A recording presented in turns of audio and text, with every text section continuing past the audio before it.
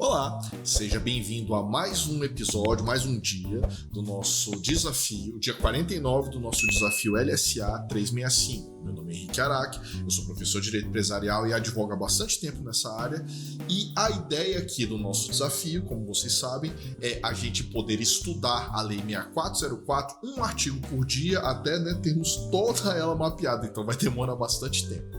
E o artigo de hoje, do dia 49, para nós estudarmos, é justamente o artigo 49. Lembrando que a gente ainda está dentro do grande contexto das partes beneficiárias.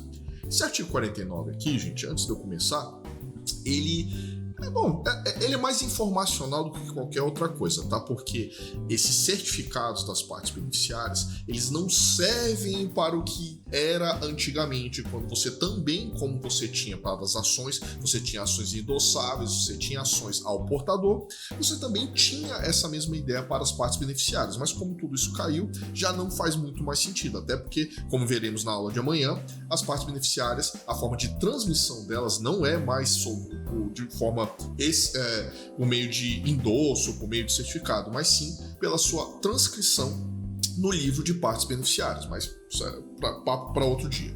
Vamos lá.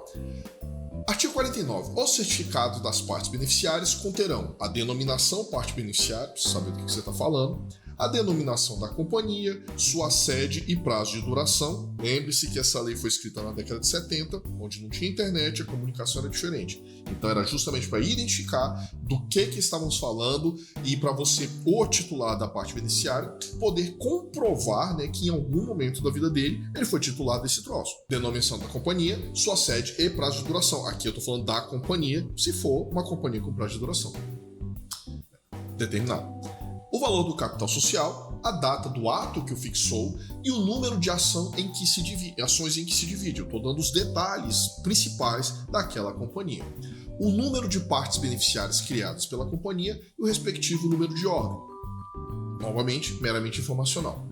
Os direitos que lhe serão atribuídos pelo estatuto, prazo de duração e as condições de resgate, se houver. Também se vai poder ser convertido em ação, qual é o percentual, se são 1.000 ações e se essas 1.000 partes beneficiárias, e se essas partes beneficiárias te dão direito a 10%, 7%, 8%, se tem resgate, então você já sabe que está sendo formado um fundo de resgate, como já discutimos.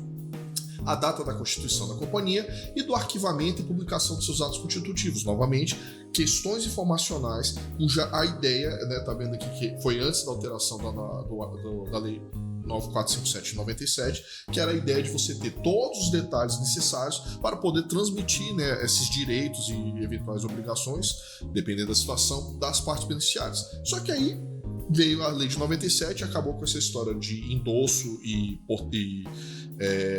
partes beneficiárias ao portador, igual fez com as ações também. E agora todas as partes beneficiárias passaram a ser nominativas, então você tem que indicar quem é o titular daquela parte beneficiária, data da emissão do certificado e assinatura de 2 diretores. Por que 2 diretores? Porque até bem recentemente, eu estou falando agora de 2021, 2022, toda a companhia tinha que ter no mínimo 2 diretores. Então a ideia de você ter 2 diretores é para poder atestar que aquele certificado era válido, foi corretamente emitido, para você poder fazer no caso, as negociações. Como eu expliquei, não faz muito mais sentido isso, porque, primeiro, parte beneficiária já é algo que quase ninguém usa, infelizmente, porque tem muita flexibilidade, muita utilidade, na verdade, e, de qualquer maneira, a transmissão de propriedade não pode ser mais de forma por endosso ou ao portador. Você tem que fazer por inscrição no livro, ou, se for escritural, lá pelos registros da instituição financeira certificadora. Não muda muita coisa não, tudo bem? Então é isso, é um artigo, o compromisso é ler todos os artigos, estudar todos os artigos, mas não é exatamente um artigo que tem grande impacto aqui no nosso estudo. Então, se você gostou, curta, compartilhe, porque é assim que o algoritmo entende que esse conteúdo é relevante para ele poder propagar para mais pessoas. E, como sempre, se tiver qualquer dúvida, deixe nos comentários ou lance ali nas mensagens que eu respondo a todos eles. Um abraço e tchau, tchau.